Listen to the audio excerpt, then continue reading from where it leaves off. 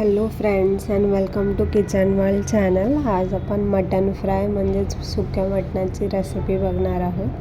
तर माझ्याकडून एक मिस्टेक झालेली, ती काय होती ही बघण्यासाठी व्हिडिओ लास्टपर्यंत बघा आणि चॅनलला सबस्क्राईब करायला विसरू नका. तर आपण मटण सुक्का करण्यासाठी अळणी आणि हळदी मिठाचं मटण घेतलेलं आहे. खोबऱ्याचं वाटण, लाल तिखट, गरम मसाला, 3 उभे चिरलेले कांदे आणि 1 बारीक चिरलेला टोमॅटो आणि मटण मसाला घेतलेला आहे. आता गॅसवर कढई ठेवली आहे गरम व्हायला.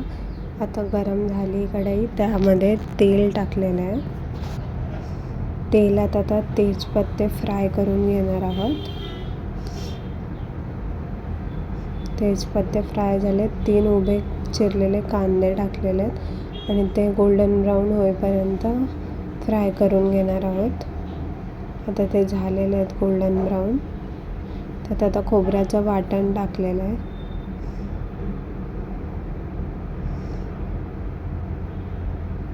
खोबऱ्याचं वाटण कांद्यामध्ये मिक्स करून घेणार आहोत. त्यात 1 उभा चिरलेला टोमॅटो टाकलेला आहे.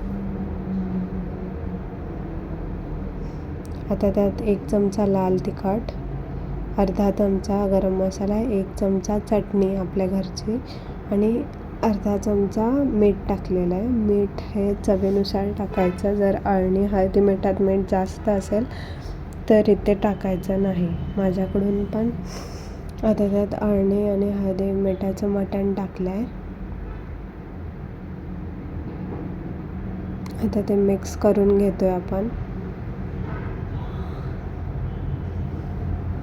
व्यवस्थित मिक्स करून घ्यायचं मसाल्यामध्ये. ते प्रॉपर मिक्स झालेलं आहे. आता बघू शकता तुम्ही. तर माझ्याकडून मिस्टेक काय झाली, मी नॉनव्हेज सध्या खात नाही आहे. तर हळदी मिठामध्ये मीठ एक्स्ट्रा होता आणि मी त्यात अर्धा चमचा पण टाकला, तर ते खारट झालेलं. तर इन्स्टंटली काय करावं, आपण एवढं एफर्ट्स देऊन बनवतो आणि सगळ्यांना नाही आवडत तेव्हा खूप हर्ट होता. तर मी त्यामध्ये बॉईल केले 2 बटाटे पाण्यामध्ये बॉईल केले, उभे चिरले आणि त्यात ह्या मटण सुक्यात थोडं पाणी टाकलं आणि ते 2 बॉईल केलेले बटाटे उभे कापून त्यामध्ये टाकले आणि 5 मिनटं शिजू दिलं.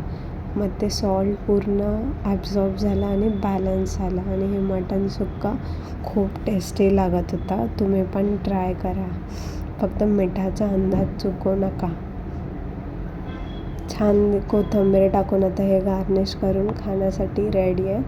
तुम्हाला जर हा व्हिडिओ आवडला असेल तर लाईक करायला, सबस्क्राईब करायला विसरू नका. थँक्यू.